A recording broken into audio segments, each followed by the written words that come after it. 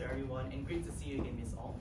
I'm Benny, and we would like to take this opportunity to thank our panelists for the time to come for this workshop and allowing Team Chinchay to actually present our case. So, some food for thought, and just take 5 seconds to just digest this slide. With a question at the back of your mind, what does employability means to you? Without further ado, I'll pass my time to Ken. Good afternoon, everyone. I'm Ken, and good afternoon to Bessie and Miss here as well. So based on the problem statement that we find that based on how we believe that students can enhance in their university life as well as how they can survive and adapt after university, which is like postgrad, they will need to enhance their skills in communications, social, emotional competencies, as well as digital literacy. So without further ado, let me take you through. Okay, so based on a survey that was done with students, it's found out that these are the top 10 skills that they have found to be valuable and how they can cope with the ever-changing times, as well as find it relevant for their career success. So with that being said, it can be seen that communication skills is ranked at the top of the list right here. But however, it was also known that based on another research that was done with employers, it's noted that they cited graduates that join the workforce under them, they are not performing very well in communication skills. So to pass on to Kai Ting to delve further into this. So communication skills is such an important thing in this 21st century, right? The Ministry of Education actually identified communication skills as one of the 21st century competencies alongside 2 other skills that are essential for our students to develop and ultimately prepare them for the workforce. As our students eventually enter the workforce in the future, what's the first thing that employers look for? They are first judged by employers based on their skill sets.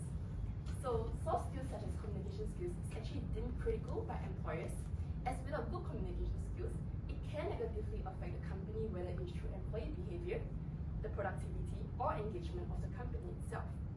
Another research has found that 70.1% of 100 graduate entry jobs actually state the communication skill as an essential skill that they look for in applicants.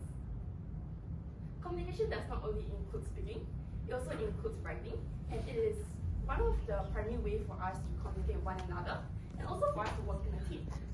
And that's why the Ministry of Education has actually stated the importance of communication skills in order to thrive not only in school, but beyond school in this interconnected environment. So this actually highlights the urgency and the need for us to relook into our programs and improve on it to enhance our students' communication skills and ultimately help them increase their employability in the future. Now, pass my time to Matthew to share with you more about the second skill, social emotional competencies. So the social emotional competency refers to all the soft skills that is essential for one well-being as well as social well-being. So it comprises 5 competencies. So the first one is self-management. It refers to the regulation of emotion, especially negative emotion. The second one is self-awareness, being aware of what you want in life, setting goals, value clarification. So now we move on to social awareness. Is being aware that the need for rules in a society to ensure proper behavior, as well as to appreciate cultural diversity. So next one is relationship management. Is how we form and manage relationship with others. So second in the middle is responsible decision making, which is needed regardless of the domain. So I want to give a personal anecdote on this relationship management. So as we know, respect is very important. Conflict management also is very important. So I have a conflict with my wife because she read the news regarding the Fukushima radioactive water being released in the Pacific. So she told me she was adamant she don't want to consume any seafood, none at all. So I confess I was tempted to tell her to shut up. But I restrained myself. I told her we'll reach a compromise. I will consume most of the seafood in the household while you take the remaining one. And let me have all the radiation. So as we can see, all these competencies are important for positive relationship as well as effective self-development. So I want to, why is it especially important in this age?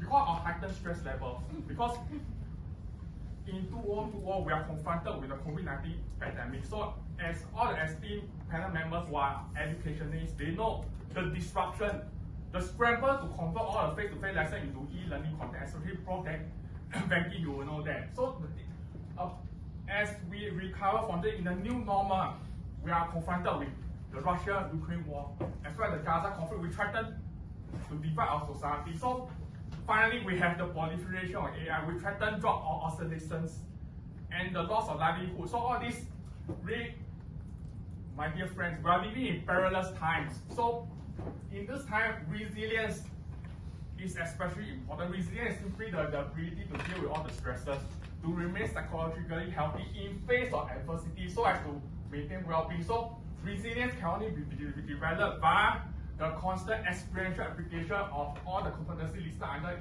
social emotional framework. So my teammate Shannon, she will elucidate the evidence now. So Matthew has actually highlighted the importance of social emotional competencies, and national data resonates with this sentiment as well. So in 2022, the Ministry of Health actually released the National Population Health Survey and found that compared to 2017, there is a stark increase in the number of youth who face poor mental health. That means in 2022, 1 in 4 youth face poor mental health. Take a look around you. At least one person in each group has or is facing poor mental health. The education sector resonates as well with this. The Ministry of Education actually launched the 21st century competencies and listed social emotional competencies as one of them, essential to help students develop healthy identities and to handle conflict, highlighting the importance of it as we study. In the workforce, the World Economic Forum also shared that in their Future of Jobs report in 2023, the 3rd to 5th highest core skills of that year were actually also social emotional competencies. And this data is extremely accurate because they were from employers themselves in what they sought in employees.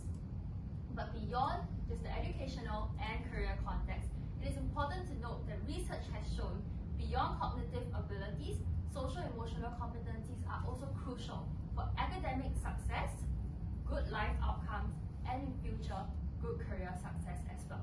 So Nicholas will now be sharing on the next skill. Okay, thank you, Shannon. So over the years, technology has also tremendously increased in its importance in this current society.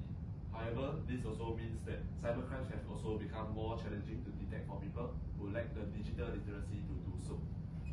So, by digital literacy, it means having the ability to find, evaluate, and communicate using information by typing or digital media forms. So, just a month ago, as we can see here, our current senior minister Lee was portrayed to show promoting investment products online. They claim to have guaranteed returns. While it may seem reliable, coming from the fact that it's such a prominent figure in Singapore, however, this is how advanced artificial intelligence has become. So that individuals with malicious intent possess the knowledge of. So according to statistics provided by the Singapore Police Force, in 2019 there were over 4,000 cases, but within a 5-year span, it rose to fivefold, almost to 25,000 in 2023. So the top 5 contact methods that they are currently commonly used as like social media, messaging platforms, phone calls, as well as online shopping platforms. So such methods are also being used as most individuals in the society use such applications on a daily basis. Hence, they may be complacent when it comes to detecting such scams. So I'll be diving down to people ranging from 20 to 49 years old, as this age group will be the typical age group for students in SMU. So people like this in this age group tend to fall for job scams, e-commerce scams, and as well as phishing scams.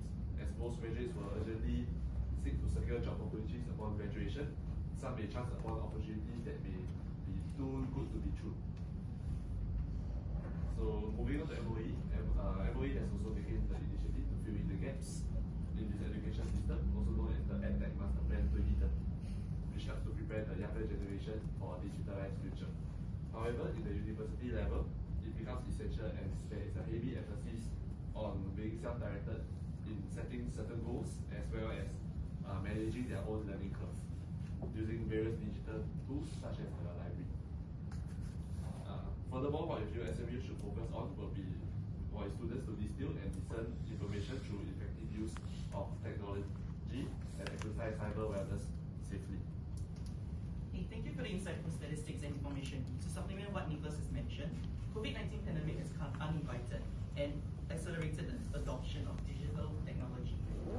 IMDA has taken measures to support individuals in adapting to a digital future. As an adult learner, I would love to see SMU integrate gamification in fostering communication, social emotional contingency, and digital literacy. These interconnected skills are best acquired synergistically rather than in isolation. So now we are back at this slide. Did anyone notice the change? Class of 2024 has changed to class of 2028, and that will be us 4 years from now. In view of our current program and skills, we firmly believe and like to emphasize communication, social emotional competency, and digital literacy. These skills are essential for student success in university and future employability. As we conclude our presentation, the following slides are references. Thank you.